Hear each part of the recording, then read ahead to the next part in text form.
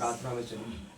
धन्यवाद करते हैं सामर्थी पिता परमेश्वर आपका एक बार फिर सुंदर मौके के लिए प्रभु जी, इस आराधना के लिए हम प्रार्थना करते हैं प्रभु जी। यस हाँ प्रभु जी, ये मौका आपने हम सबको दिया कि हम सब एक बार फिर परमेश्वर आपकी इस आराधना में आने वाले हैं। उससे कि प्रभु जी इस घराने के लिए हम दुआ करते हैं, इस परिवार के लिए हम दुआ करते हैं जिसने अपने घर के द्वार आपकी आराधना के लिए परमेश्वर खोले। हम दुआ करते हैं परमेश्वर होने दीजिए आज की ये आराधना, आज का ये वचन प्रभु जी आज के इस परिवार के लिए बड़ा आशीष का कारण ठहरे। हर एक तरह की समस्याएं, हर एक तरह की बुराइयां, हर एक तरह की रुकावटें प्रभु जी इस परिवार से परमेश्वर जाने वाली होती है। इनकी कमाई पर परमेश्वर आशीष भरा हाथ बना के रखिए ताकि ये परिवार निरंतर आपकी नजदीकी में ऐसी बढ़े। प्रभु जी हम प्रार्थना करते हैं, होने दीजिए जो भी गाना बजाना यहाँ पे होता है उस पर अपनी आंखों को लगाइए। हमारी आराधना आपको भाई, मेरी इस विनती को सुनिए, कबूल कीजिए प्रभु यीशु मसीह के नाम से मांगते हैं, आमीन आमीन आमीन। आइए हम सब परमेश्वर की महिमा के लिए एक गीत को गाएंगे, योग्य केवल तू। योग्य केवल तू, योग्य केवल तू, योग्य केवल तू ही प्रभु मेरे मसीह यीशु। योग्य केवल तू, योग्य केवल तू, योग्य केवल तू ही प्रभु मेरे मसीह यीशु। आदर और महिमा हो तेरी, आदर और महिमा हो तेरी, आदर और महिमा हो तेरी प्रभु मेरे मसीह यीशु। योग्य केवल तू, योग्य केवल तू, योग्य केवल तू ही प्रभु मेरे मसीह यीशु। पवित्र केवल तू, पवित्र केवल तू, पवित्र केवल तू ही प्रभु मेरे मसीह यीशु। योग्य केवल, योग्य केवल तू, हालेलुया। योग्य केवल तू, हालेलुया। योग्य केवल तू ही प्रभु मेरे मसीह यीशु। मेरा भरोसा है तू, मेरा भरोसा है तू, मेरा भरोसा है तू ही प्रभु मेरे मसीह यीशु। योग्य केवल तू, योग्य केवल तू, योग्य केवल तू ही प्रभु मेरे मसीह यीशु। अल्फा ओमेगा है तू, अल्फा ओमेगा है तू, अल्फा ओमेगा है तू ही प्रभु मेरे मसीह यीशु। योग्य केवल तू, योग्य केवल तू, योग्य केवल तू ही प्रभु मेरे मसीह यीशु। योग्य केवल तू, योग्य केवल तू, योग्य केवल तू ही प्रभु मेरे मसीह यीशु। Hallelujah, praise the Lord. आइए खुदा की महिमा के लिए एक और गीत गाएंगे। तेरा प्यार है महान, तेरा प्यार है महान, मैं जो पहले मुर्दा था तूने डाली मुझ पे जान। सब लोग मिलके इस गीत के द्वारा भी खुदा को महिमा देंगे। तेरा प्यार है महान, तेरा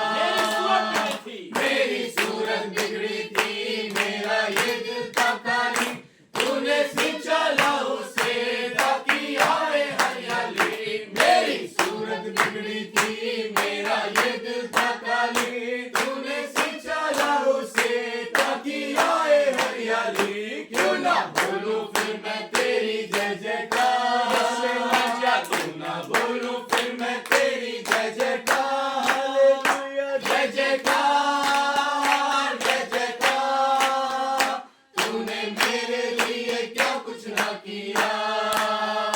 जय जयकार जय जयकार, तूने मेरे लिए क्या कुछ ना किया। आई जीवन में खुशी, आई अपनी जिंदगी, तूने जिंदा शाफिया, तूने ये किया। आई जीवन में खुशी, आई अपनी जिंदगी, तूने जिंदा शाफिया, तूने ये किया। क्यों ना बोलूं फिर मैं तेरी जय जयकार, क्यों ना बोलूं फिर मैं तेरी जय जयकार। जय जयकार जय जयकार, तूने मेरे लिए क्या कुछ ना किया। जय जयकार जय जयकार, तूने मेरे लिए क्या कुछ ना किया। अपनी रूह से भर दिया, अपनी शक्ति मुझको दी, ताकि तूने गवाही तेरे जी उठने की। अपने रूह से भर दिया, अपनी शक्ति मुझको दी, ताकि तूने गवाही तेरे जी उठने की। क्यों ना बोलूं फिर मैं तेरी जय जयकार जय जयकार, क्यों ना बोलूं फिर मैं तेरी जय जयकार जय जयकार जय जयकार जय जयकार, तूने मेरे लिए क्या कुछ ना किया। जय जयकार जय जयकार, तूने मेरे लिए क्या कुछ ना किया।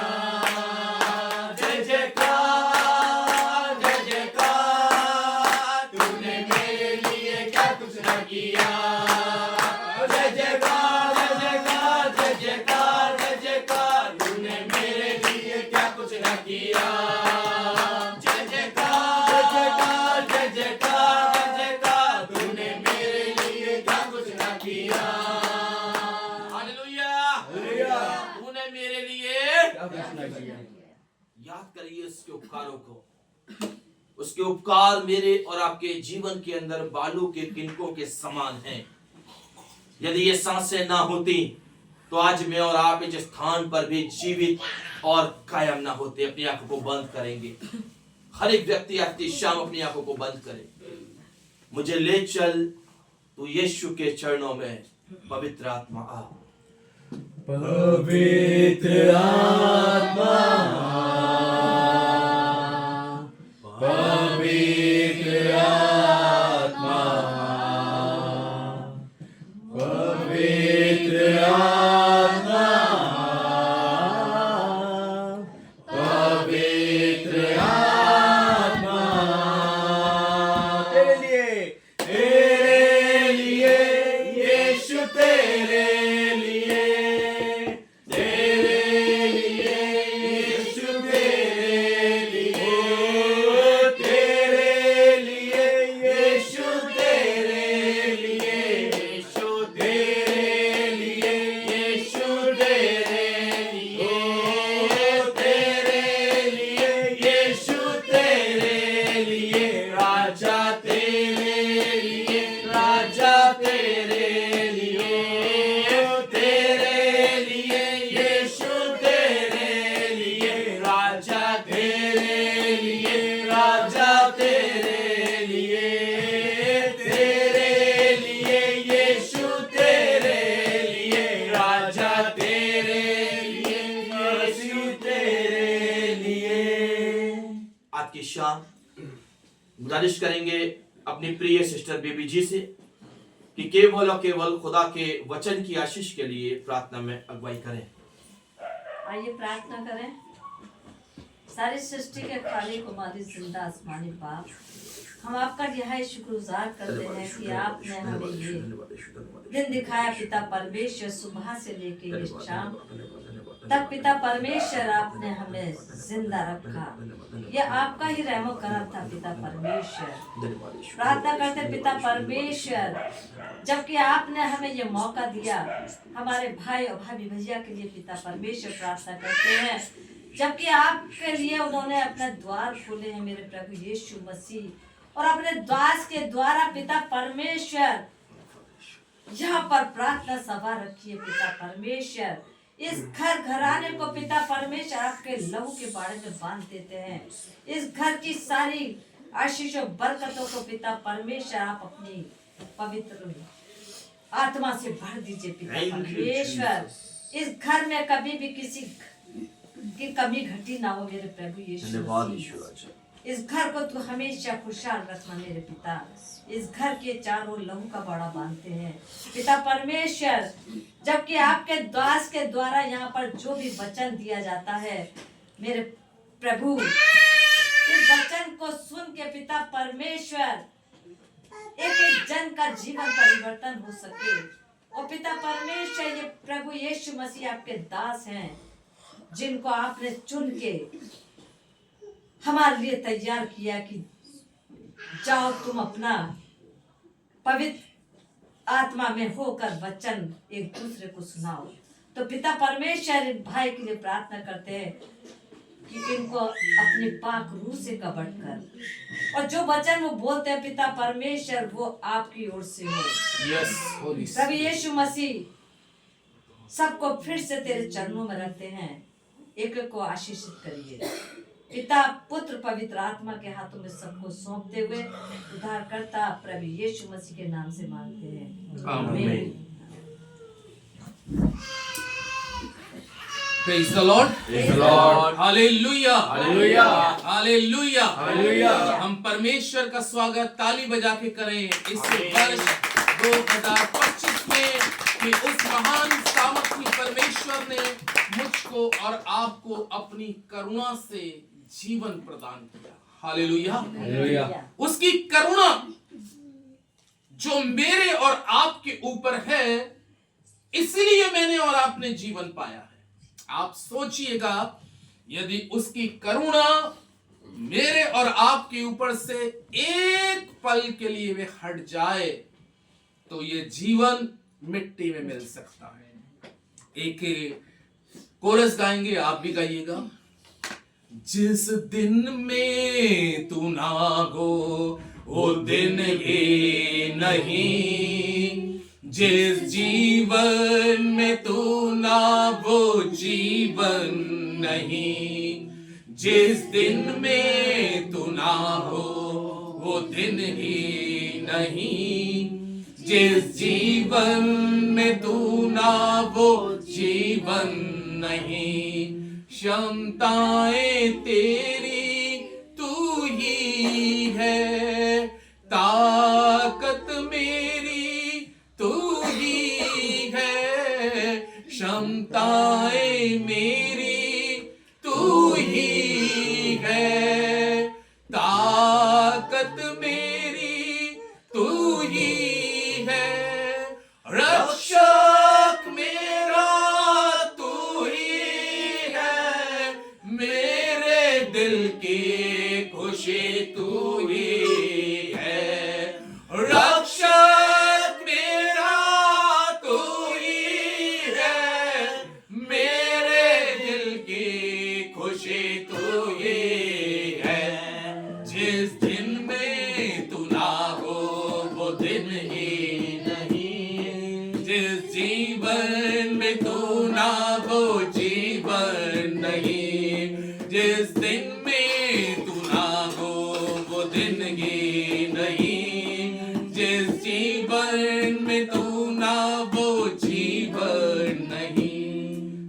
Hallelujah, praise the Lord Jesus. यीशु, आज हम इस स्थान पर आपका स्वागत करते हैं और अपने हृदय के सिंहासन को आपके लिए तैयार करते हैं प्रभु, कि आप हम सभी के हृदय में परमेश्वर वास करिए प्रभु जी। और आज का वचन जो इस घर में देने जा रहा हूं प्रभु, उसके लिए हमारे होठों को होली कर दे प्रभु, शब्दों को पवित्र कर दे। जो शब्द हो वो पवित्र आत्मा की अगुवाई में होने पाए परमेश्वर, ताकि उसके द्वारा प्रभु हम सब की आत्मिक उन्नति होने पाए। जितने लोग इस जगह बैठे हैं प्रभु, एक एक को तेरे वचन के लिए आशीष करता हूं और इस प्रार्थना को प्रभु यीशु के नाम से मांगता हूं, आमीन। परमेश्वर के लोगों, आज की शाम के समय जो परमेश्वर ने वचन दिया है उसको आप निकालें भजन संहिता 63 अध्याय, साम 63। अगर हम भजन संहिता 63 अध्याय को देखेंगे और 63 अध्याय के अंदर में तीसरी आयत और चौथी आयत में राजा दाऊद ने एक बहुत अच्छी बात कही। पढ़िए भाई आशीष। क्योंकि तेरी करुणा जीवन से भी उत्तम है। सुनिए, तेरी करुणा यानी कि हमारे पास में अभी जीवन है, लेकिन दाऊद एक बहुत उम्दा बात कहता है अपनी पुस्तक में। उसने ये बात कही कि तेरी करुणा जीवन से भी उत्तम है, मैं तेरी प्रशंसा करूंगा। इसलिए मैं तेरी प्रशंसा करूंगा। आमीन। आज हम देखते हैं इन दो बातों पर। पहली बात करुणा, दूसरी चीज जीवन, और जीवन के साथ तीसरी चीज जो जीवन मिला है इस वर्ष 2025 में, वो काय के लिए मिला है? उसकी महिमा करो, बंधन टूट जाते हैं, मेरा यीशु रहता यहां। आज हम देखते हैं करुणा के बारे में। परमेश्वर के लोगों, अगर हम इस जगह पे खड़े हैं या इस जगह पे आप बैठे हैं तो कोई अपनी ताकत से या अपनी काबिलियत से नहीं बैठा। मैं और आप सोचे कि ये जीवन मुझे और आपको जो मिला है वो हमारी और आपकी योग्यता है? नहीं, काबिलियत नहीं है। लेकिन दाऊद इस पुस्तक में कहता है कि ये जीवन जो मिला है, इस जीवन के ऊपर में क्या आ रही है? परमेश्वर की करुणा। अब आप ऐसा सोचिए, ये जीवन तो ना जाने कब का मिट्टी में मिल गया होता, और ये जीवन कब का बर्बाद भी हो गया होता। लेकिन आज परमेश्वर के लोगों, जब हम और आप इस जगह पर मौजूद हैं, तो मैं आपको बताऊं, मैं और आप जो चल रहे हैं, मैं और आप जो चल रहे हैं, ये परमेश्वर की करुणा मुझे और आपको क्या दे रही है? जीवन दे रही है। Hallelujah, hallelujah. ये परमेश्वर की करुणा। अब आप सोचेंगे 2024 में उसकी करुणा से मैंने और आपने जीवन 2025 में पाया है।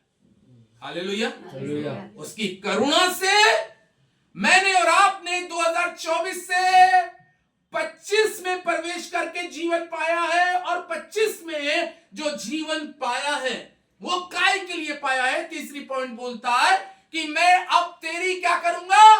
प्रशंसा करूंगा। हो सकता है कुछ प्रशंसा में अभी भी हमारे और आपके 2024 तक कुछ कमियां रह गई हो, लेकिन इस 2025 में मालूम है, जब दाऊद इस पुस्तक को लिख रहा था और मैं इस वचन को जब पढ़ रहा था, तो मुझे कुछ बहुत गहरी बात खुदा ने समझाई। और गहरी बात क्या समझाई? क्योंकि दाऊद का एक बहुत बड़ा शत्रु हो गया। आमीन। और दाऊद का जो शत्रु हो गया उसका नाम शाऊल था, और बाइबल कहती है कि वो इजराइल का राजा था। इजराइल का राजा था, और शाऊल के अंदर में दाऊद के लिए केवल एक ही दाऊद के लिए मकसद था उसका। दाऊद के लिए जो शाऊल ने मकसद रखा था वो एक ही मकसद था, और वो मकसद क्या था? मुझे दाऊद को मारना है। आमीन। देखिए, निकालें मेरे साथ पहला शमूएल 18 अध्याय। अब हम देखें परमेश्वर का जीवित और पवित्र कलाम इस पाठ के अंदर में क्या कहता है। पहला शमूएल 18 अध्याय और उसका 11वां पद को पढ़िएगा तो परमेश्वर का वचन क्या कहता है। तब शाऊल ने ये सोचकर कि मैं ऐसा मारूंगा कि तब शाऊल ने, राजा शाऊल उससे बाइबल कहती है कि अंदर ही अंदर क्या कर रहा था, जलसी रख रहा था। क्या रख रहा था? क्योंकि कलाम में लिखा है दाऊद ने युवा अवस्थाई में, यानी कि जब वो छोटी उम्र का लड़का ही था, मात्र 12 से 14 साल की उम्र में था, तब बाइबल में लिखा है उसको खुदा ने इज़राइल के अंदर में ऐसा प्रसिद्ध कर दिया कि उसने वो काम करके दिखा दिया जिसके कारण शाऊल अंदरूनी क्या हो रहा है, जल रहा है। शाऊल जलने लगा। और बाइबल में कहा है क्योंकि इज़राइल की यरूशलेम के अंदर में जब वचन में लिखा है कि जब दाऊद वीर गोलियत को मारकर लौट के आ रहा था, तो लिखा है इज़राइल की बेटियों ने, इज़राइल की कुमारियों ने एक भजन गा दिया, और वो भजन इस प्रकार का गा दिया कि शाऊल ने तो हजारों को और दाऊद ने लाखों को मारा। ओ बाइबल कहती है ये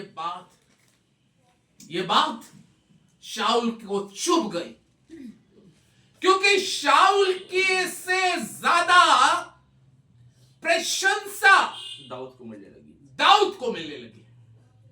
परमेश्वर के लोगों, ये बात शाऊल अपने जीवन में अब इस फिराक में लग गया,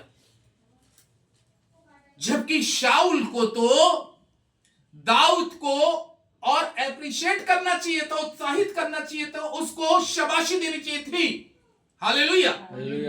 कि पूरा इज़राइल डरा हुआ था, मैं भी डरा था, सब डरे हुए थे, और इस वीर गोलियत से कोई युद्ध करने को तैयार नहीं था।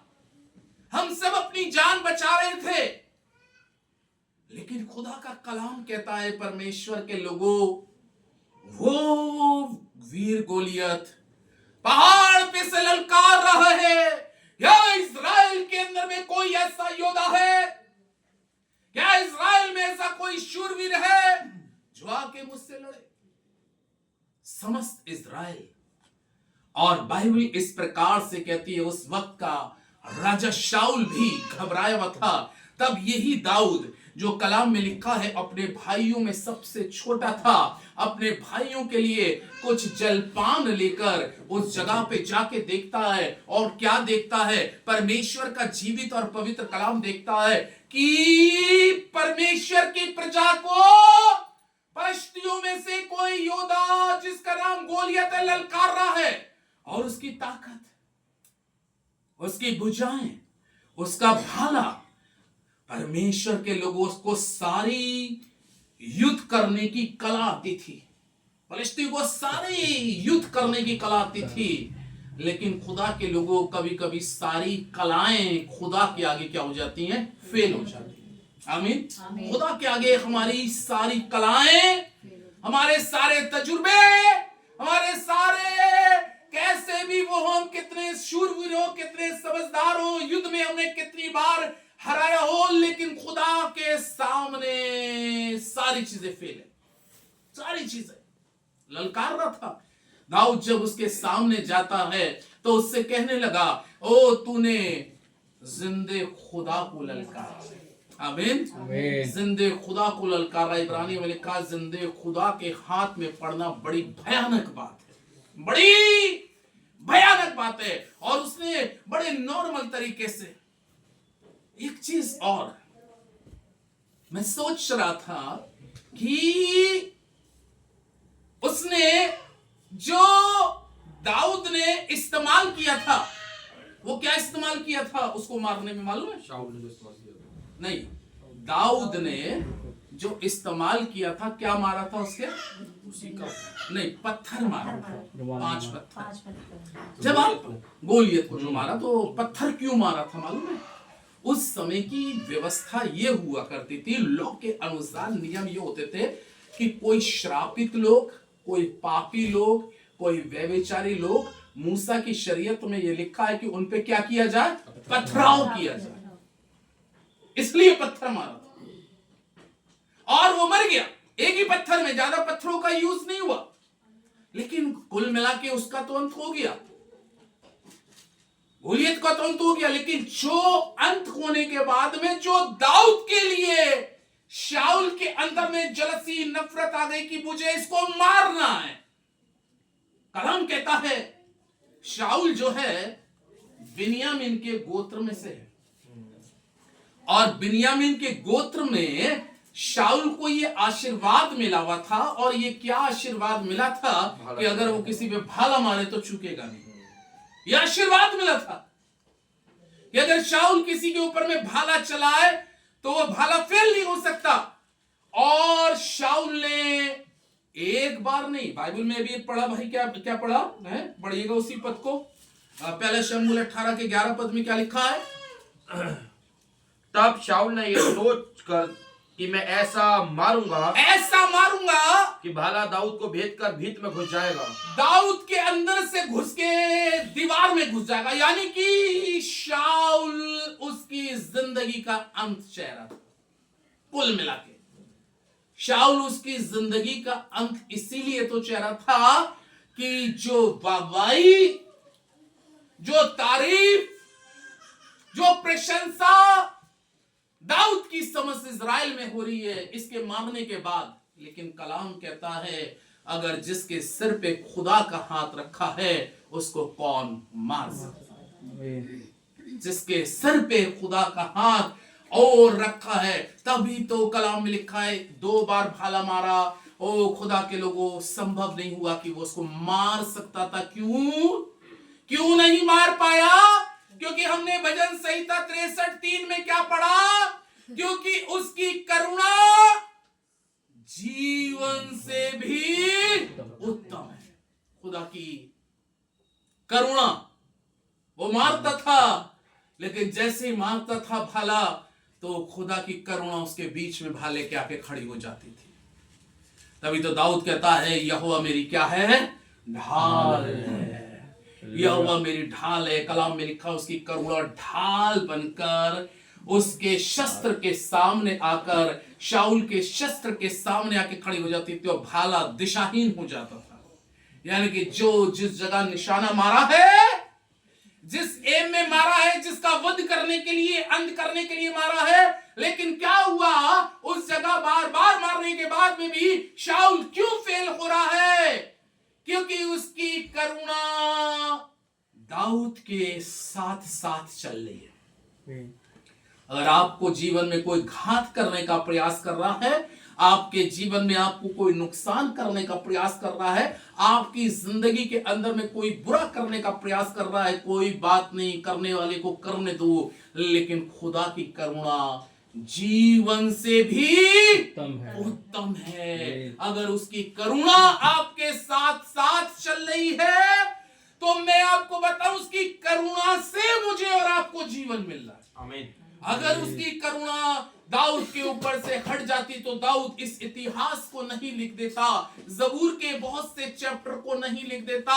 इसलिए दाऊद इस पद के अंदर में बोल रहा है, यूं तो मेरा शाऊल मेरा दुश्मन बनकर वो ऐसे भूखे भेड़िए के समान दाऊद के पीछे पड़ा था। कभी सेना भेज देता है, कभी आर्मी भेज देता है, कभी योद्धाओं को भेज देता है कि जाओ उसको मार दो, उसका अंत करना चाह रहा था। लेकिन जिसको खुदा जीवन दे और जिस पर खुदा की करुणा बनी रहे, हालेलुया, जिसके ऊपर में खुदा की करुणा बनी रहे तो उसके जीवन को कोई भी हानि हो नहीं सकती। इसलिए दाऊद जबूर 23 के अंदर में जब इस पद को बोलता है तो वो कहता है कि तेरी करुणा जीवन से भी उत्तम है। तेरी करुणा जीवन से भी उत्तम है कि मेरा शत्रु इतना ताकतवर था जो मुझ पे प्रहार बार बार कर रहा था, लेकिन मैंने ये जाना अगर तेरी करुणा नहीं होती मैं अपना जीवन ही लेके चल रहा होता। अब आपसे सोचिए, अगर तेरी करुणा नहीं होती मैं केवल अपने जीवन को लेके चल रहा होता तो क्या होता? कब का मर जाता, मैं कब का अंत हो जाता। लेकिन ये तेरी करुणा से मैंने जीवन पाया है, इसलिए वो कह रहा है कि मैं जीवन भर अब तेरी ही क्या करूंगा?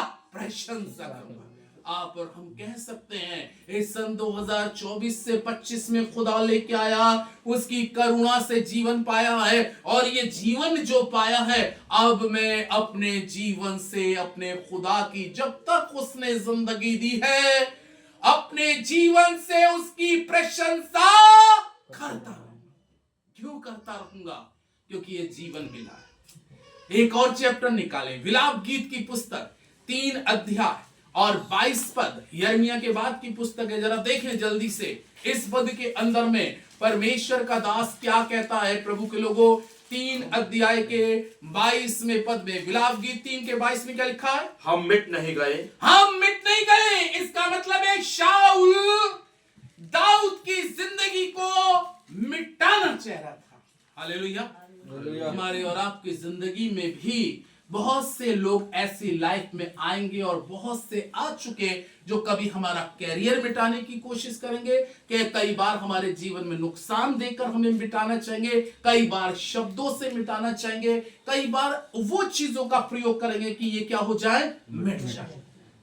लेकिन खुदा के लोगों, अगर खुदा की करुणा आपके साथ साथ चल रही है, कलाम में लिखा उत्पत्ति में कि यूसुफ के भाई यूसुफ के जीवन को मिटाने के लिए गड्ढे में फेंक दिया, मिट जाएगा।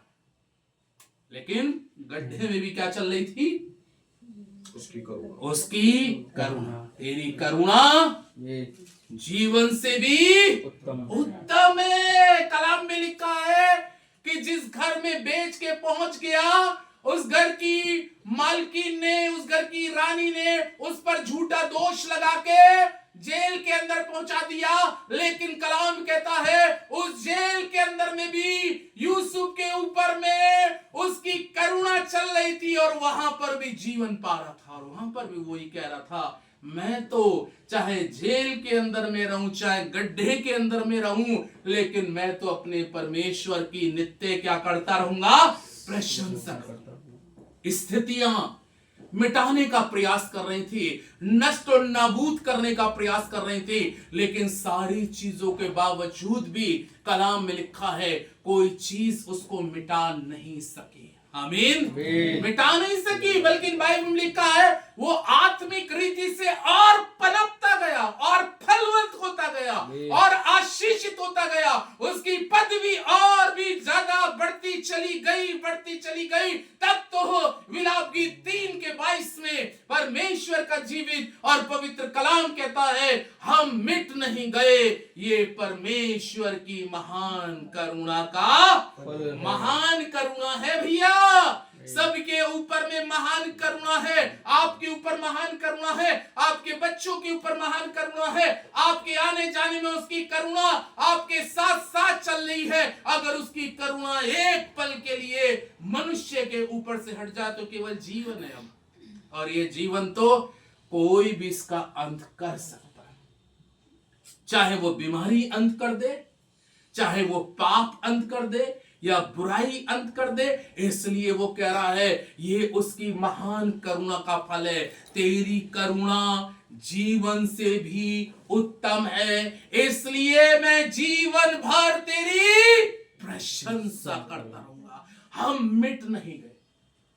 आमीन। हम क्या नहीं हो गए? मिट नहीं गए। हमने अपनी आंखों से बहुत लोगों का साथ देखा है मिटते हुए। कुछ जवान मिट गए, कुछ एक्सीडेंट में मिट गए, कुछ बीमारियों में मिट गए। ओ प्रभु के लोगों, लेकिन खुदा का धन्यवाद करो, आज भी हम खड़े हैं। आज आप लोग जिंदा हैं, खुदा के काम को कर रहे हैं। खुदा सब कुछ देखता है, आपके काम देखता है, आपकी आत्मिक मेहनत देखता है। आप जो खुदा के लिए कर रहे हैं वो करुणा के, उसकी करुणा चल रही है जो हमारे और आपके ऊपर में। आमीन।